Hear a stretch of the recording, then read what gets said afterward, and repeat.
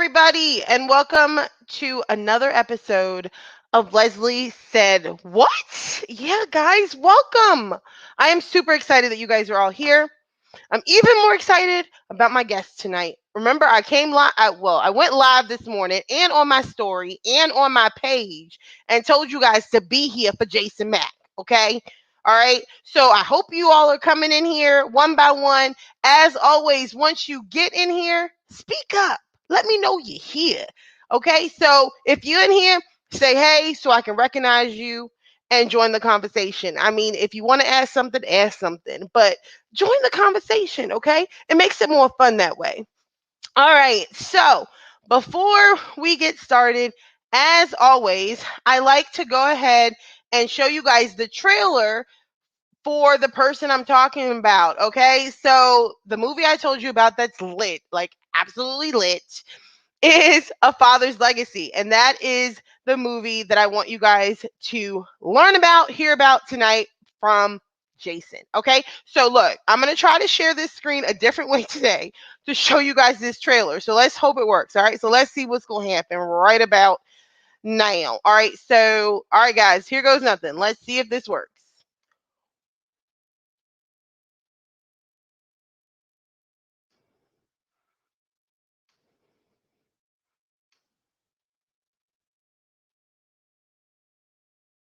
Moving is so JK, of course, there's going to be a commercial.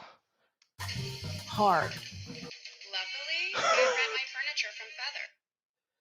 See, guys, and that is why I always try to have the video embedded in my system because then I ain't got to worry about all of that. Okay. Because then it gets crazy. See what I mean? I'm trying to be legit. So, what happened last time, for those of you who are just joining us, last time I tried to do this and embed it in the actual system, what ended up happening is we weren't able to watch the full trailer because YouTube decided, yo, you're using somebody else's stuff, so it wouldn't play.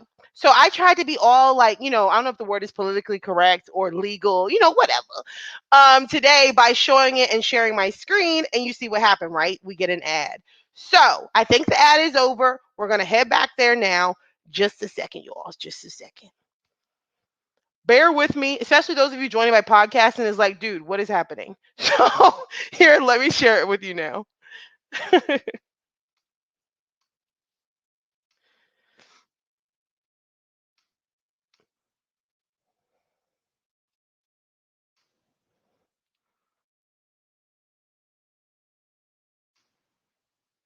Again. In Asgard, where there are wolf's ears, wolf's teeth are near. Nope, that's not the movie.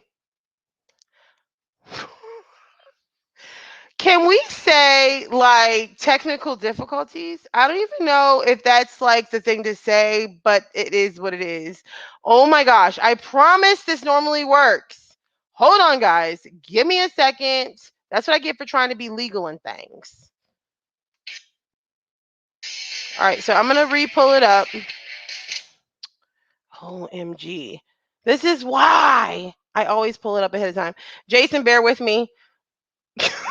I have no idea why my computer is flipping out. All right, for the 10th time, guys, let's try this again.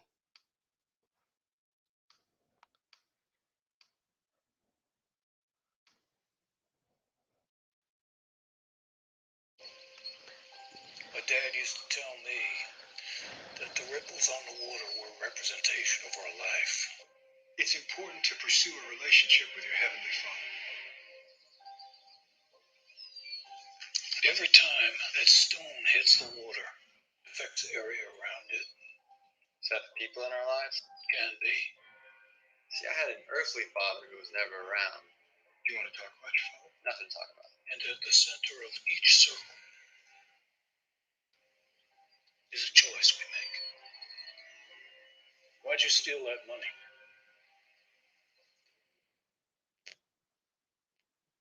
How's this all turning out for you?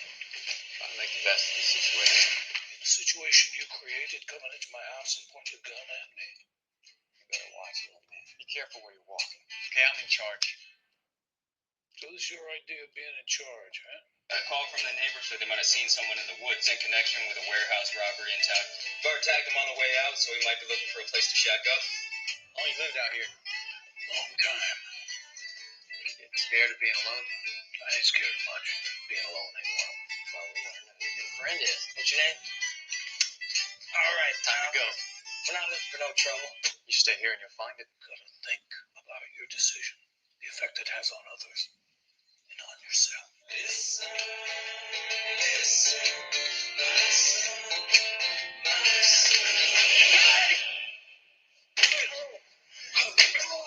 Gonna come a day when you have to answer for your past. And I would recommend that you not wait till you're an old guy like me. What? You're so old. I need a beer. Really good movie, guys. I encourage you 110 times to see this. So if you are watching the replay, again, I encourage you guys to watch it. Towards the end of the interview, I'm going to get Jason to tell you guys how you can view it. It was in theaters recently, but if you missed it, trust me, you didn't miss it. There's going to be an opportunity.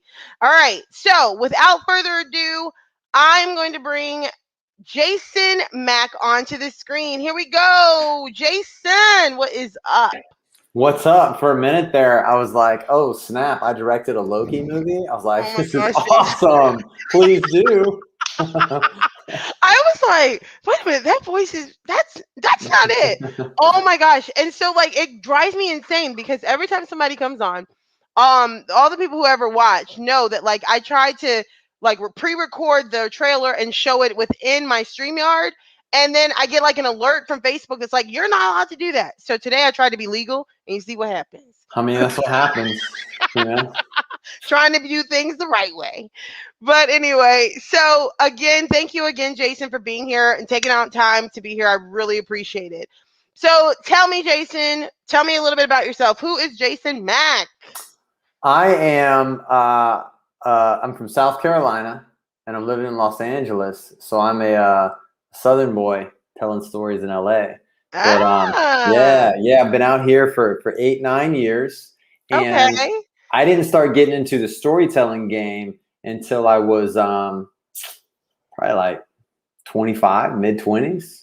Oh, wow. So yeah, I was a sales director for a microbrewery in South Carolina. So I was driving up and down the East Coast in my young 20s and slinging beer, which is probably like, you know, like the perfect job for a lot of people in my position.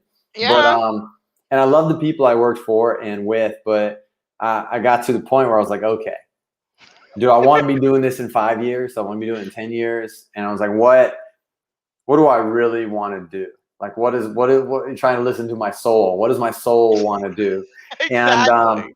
And I thought back to when I was young and how movies and TV shows, how they would impact me emotionally, and they make me feel, they made me cry, or they would make me, you know, think about issues in the world, or it would just be complete escapism and you just laugh. And I was like, I want to do that. Like, I want to impact people that way.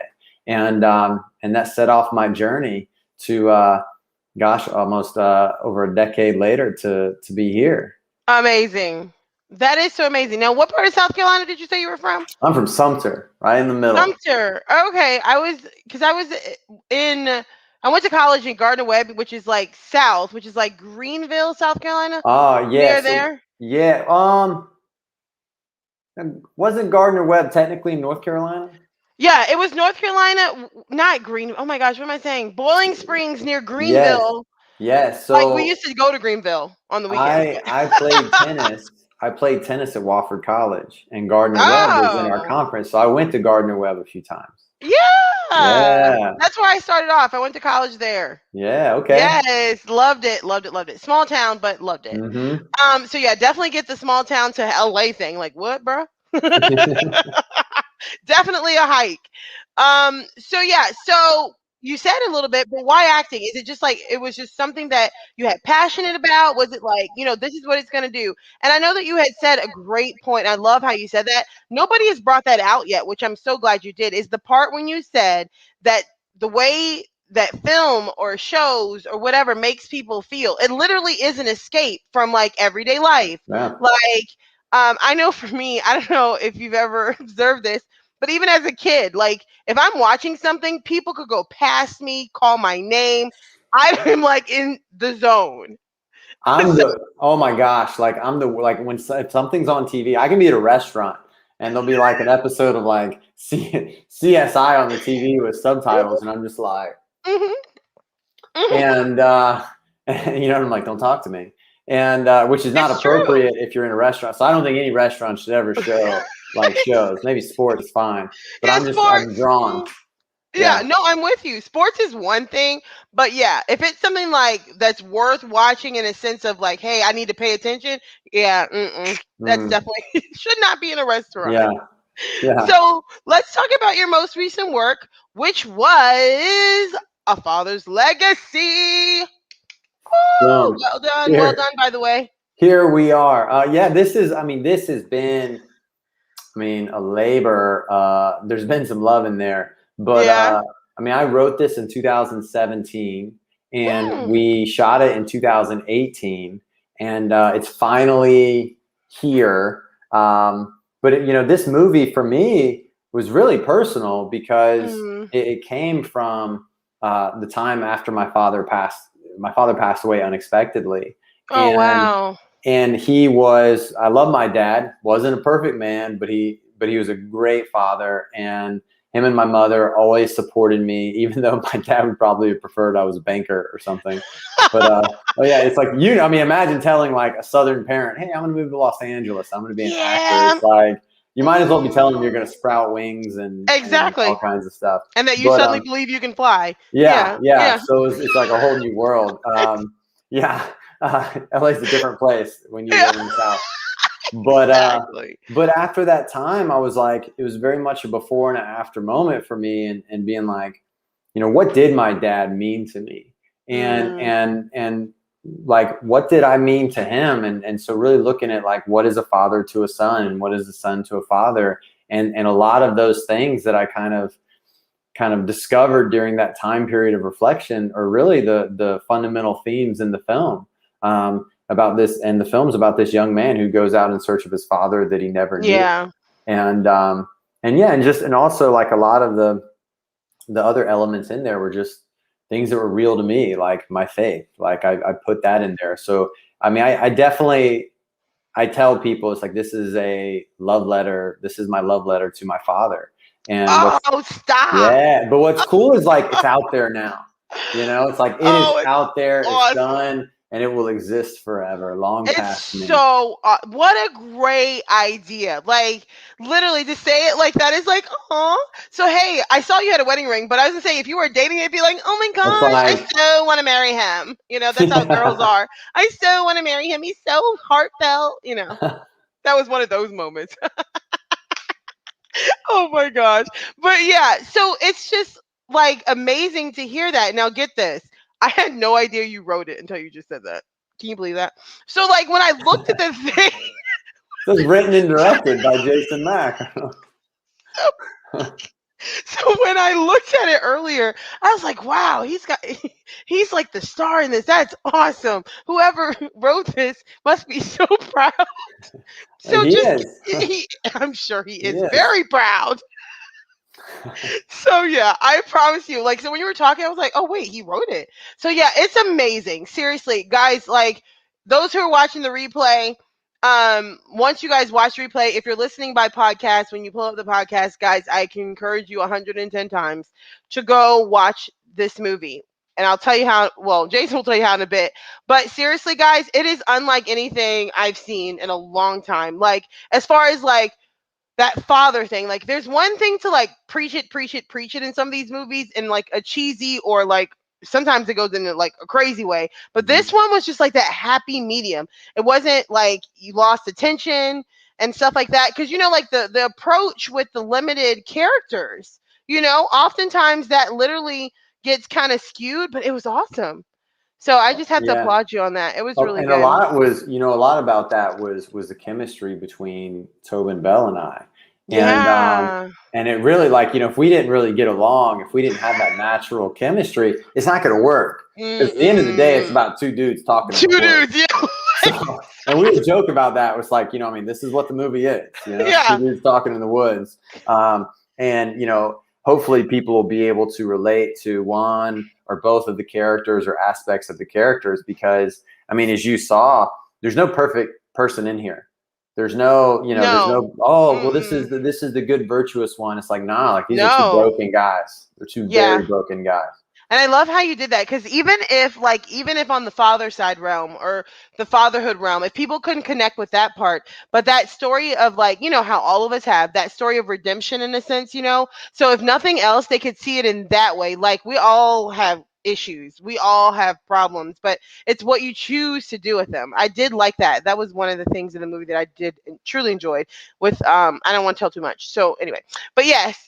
Like I was going to reference something specifically, but I don't want to tell the movie. Spoilers. No spoilers. Yeah. So, but yeah, no, like, okay. So in that aspect, what made you choose Christian entertainment? Like, have you always, well, obviously not always done Christian entertainment, because I did read your bio, but why Christian entertainment? What's interesting about that question, and the honest answer is, like, I didn't set out to do Christian entertainment.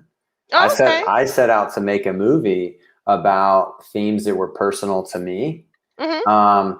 And I put aspects of my own journey, my own faith journey in there, and things that I struggle with. Yeah. And that's the movie that came out. So it's like, I didn't go in being like, yo, here's my agenda and I need to let people know about this. It's like, I wanted to do it in a way that it was, to me, realistic, that it was grounded in reality, because a lot of the epiphanies I've had in my faith journey, didn't happen from someone in a pulpit talking to me. It happened from real life experiences and intimate conversations and just real life settings. And that's what I put in there. So for me, I'm very much a storyteller first. And I was like, if you convey this in the appropriate way, the message will get across. It's true. Yeah. Yeah, no, I like that. Definitely the same way. Like, I grew up in church my whole life, but it wasn't until a lot of times, a lot of the things that literally hit me most or were able to minister to me most were things outside the four walls. So, like, I totally get how you were saying in that aspect, like, and it's good that, like, it did get pulled in by Christian entertainment, because of a lot of times I know, like, especially certain people who have these, specific guidelines when it comes to watching things, especially nowadays with the way media has gotten, they want something clean, but genuine, but good, and good production quality, and, whatever. There's so many demands being met, but having movies like this that have that good balance of it all, it's totally needed. So yeah, so that part's good. What is an obstacle that you've had to overcome as an actor? When I first hear this question, it's kind of funny, because nobody, it's like the obstacle I've had to overcome is not working. Yeah. And that was one of the things that got me into writing and directing is I was in Atlanta for a couple of years and did some roles on things like Vampire Diaries and stuff like that. And then I came out to LA and did some roles on, Castle, Criminal Minds, and some smaller films and stuff like that. But it was like, I didn't want to sit around on the couch and wait around for my manager, my agent to call. And so, I had this, when I moved to LA, I had this idea in my head that, sure, I'll direct one day, but I'll be on like the second or third season of my television series. And I'll be like, hey guys, I want to direct an episode. Yeah. And I was going to wait a really long time, I think, for that to happen. This is a very permission-based industry. I mean, you probably know that as well, right? It's like, and I think what's cool about YouTube and a lot of outlets out there, and especially with how you can make a film, it's like, you gotta do it yourself sometimes. It's true. So I did this in a way that was, I didn't want to wait for permission. It's like, I'm going to tell this story. I don't care if we have $10, 10,000, or 10 million. And we definitely did not have 10 million. Yeah, you're like, that definitely was not the case. But it was, I mean, that's the biggest obstacle is you're waiting on someone else to give you permission. And I'm not built that way. And so I wanted to take control of the story a little bit more, both like literally the story and also my story. Yeah. Yeah.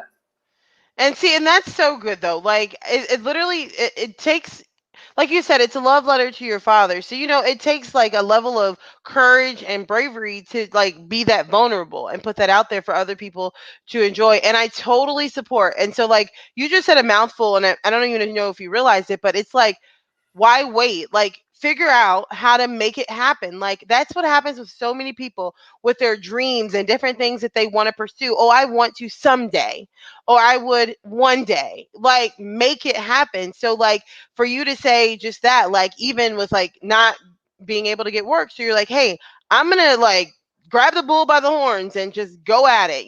That is so essential for most people, because it's something that most people don't do. So hey, Well, and it's look where funny, you like, ended up. yeah, a lot of people ask, they're like, and I get this, and it's like, I want to be an actor, my so and so wants to be an actor, or I want to write, or I want to make something. It's like, what do I do? And I'm like, do something.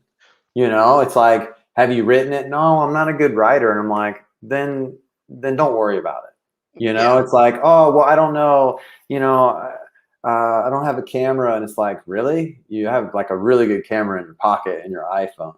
I don't know how to edit. Mm-hmm. Really? You can get the full editing suite for like $50 a month. It's like, well, I don't have $50. And it's like, well, you need to like stop going out on Friday night. Like, I don't, it's like we're going to keep getting in our way here. And at the end of the day, it's like, I didn't go to film school.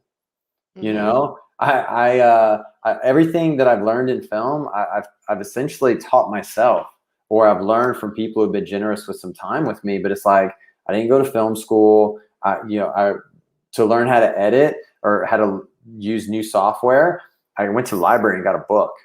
So, right. Wow. It's like, you just have to do it, and you're going to mess up. It's, it's kind of like for you're learning the YouTube game, how to share some trailers, and, you're kind of like having to teach yourself a little bit and find ways around it. You're making some mistakes along the way, but like, you're going to find the way to do it. Mm-hmm. And, so when someone's like, what do I do? And it's like, you just have to do it. You're going to make mistakes. But if you want someone to do it for you, it's like, you should probably, I don't know if this is good advice. I don't know if it's positive advice, but it's like, but no, you're right. I don't worry about it. Right. Mm-hmm. You're going to like, just live your life.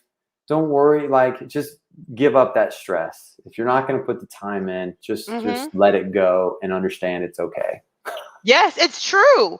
Like, and that's the thing is, it's people like, you're always doing something.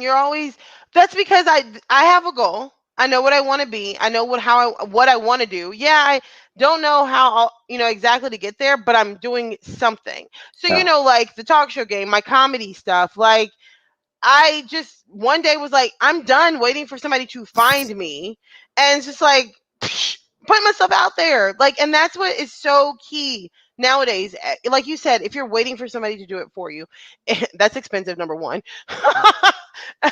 Number two, it's like it comes down to you making the effort. And like there's so many YouTube videos on how to do stuff. Like you said, the books. Yeah, I mean, this point, like everything. If there's something you want to know, I mean, I've taught myself how to make like CGI missiles on YouTube. You know what I mean? It's like, right. I mean, like you can literally find out anything if you put like a little time into it. Otherwise, like, well, I think a good sports analogy or metaphor is, I think people want to take like the game-winning shot in like the championship game, and it's like you got to put up a lot of shots before you get there. Mm-hmm. And the best way to start doing that is get off the bench and just start shooting. It's true. It's true. Yeah. 110% true. And the more people that have that attitude, because like even talking to people who've made it, if you talk to them, that's what they're going to say. They hustled nonstop to get to where they are. Nobody gave it to them, but they made sure that they were continuously hustling so that the right people at the right time could find them or approach them or whatever. But they didn't get it from just sitting there. And even in the Christian world, let's be for real. In the Christian world, it's like, oh, I have faith. God's going to do it. He's going to bless me. If I just wait and I stay still. He didn't mean sit still. It's like, what's interesting is God is like, yo, listen, he calls you to action. Mm-hmm. Just start working. Right. And it's like, well, how do I know if I'm in the right direction? God will know what to do. Okay. Mhm, Like, oh no, I went in the wrong direction. Like God can't use me. It's like, really? Really? Yeah. Really? Mhm. Like you can be used, and it's fun. Like, you know, I was talking to a buddy of mine today, and he went with a few friends of his to go see the movie in theaters last week. And so the movie gets done, the guy comes over to him and he's like, yeah, man, like, you know, I've been thinking about like getting closer to like God in my own relationship. And so it's like, you know, and I get jazzed up when I hear that, because it's like, I don't know this dude, you know, but Yeah. I've had multiple people tell me that, like, you know, somebody that maybe didn't have a close relationship went with them, and they're like kind of asking questions. And I'm like, cool, provoke them to That's what thought. we do. That's It doesn't impact. take knocking them over the head with a Bible. It's like, hey, those small little Hmm. things, and then those little seeds, and then that's where it comes. The questions get asked. So, like in teaching high school, oh my goodness. So I teach high school, and talking to some of my kids sometimes when it's like, hey, I want to be this, and I want, everybody wants to be a YouTuber now. I mean, come Of on. course. Like, oh my gosh, they all want to be YouTubers, gamers, because Miss Rob, you don't understand. Like the YouTubers I watch on YouTube, they have million, blah blah blah, You're gonna million make so much followers. money, You're and gonna make and it's so. really easy, and it's like, and it's Mm-hmm. like, oh yeah, you have no idea how much work they put in. I cannot imagine to be like one of the. I mean, the amount of content that they have to curate and put out Mm-hmm. is like, I don't know how they do it. And Right. what a lot of people don't understand is, you know, when it comes to like podcasts and stuff like that, it's like you got to plan on going to 100 episodes. Oh yeah. You Oh think yeah. you think you're gonna hit it big in 10, 20 episodes? Yeah. No. No, it's like it It's not a builds thing. organically. You don't just all of a sudden have like, oh, like 3 million people watch them. Like, no, it's like you have to Exactly. continually do it. And you start with like 2 viewers, and then like 3, and then you're at Mhm. 7, and then you're at 12, and then oh, you're 25, and now oh, you're 111. Exactly. It's a process. And that's the thing nowadays. I notice even amongst, like I said, our next generation, my students, nobody wants to endure the process. They just want the quick fixes. And things don't last that way. Let's just be for real. It Well, doesn't. a lot of people don't want to talk about the process. No. They want to talk about the glam, and it's like, you Mhm. know, that's one of the things I've tried to tell people with this movie, because like some people have been like, you made it, and I'm like, yeah, no, it's like I wrote this in 2017. Yeah.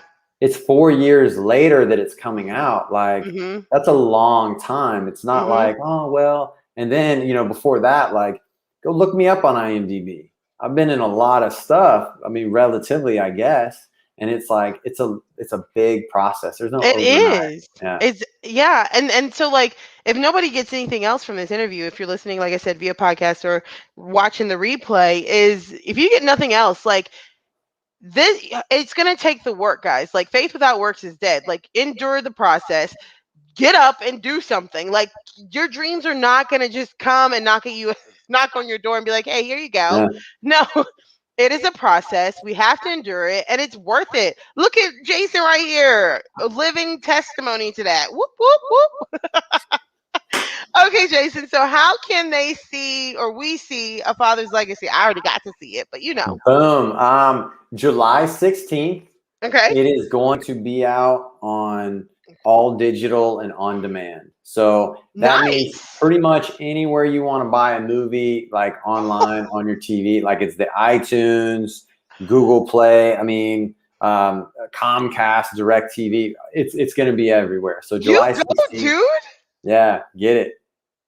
That's what's up. You got it on all streams. Okay, that's awesome. Yeah, I mean, I gotta give a shout out to my distributor, Cinedigm. I mean, that's definitely they're getting it Yeah, out there. you're like, But yeah.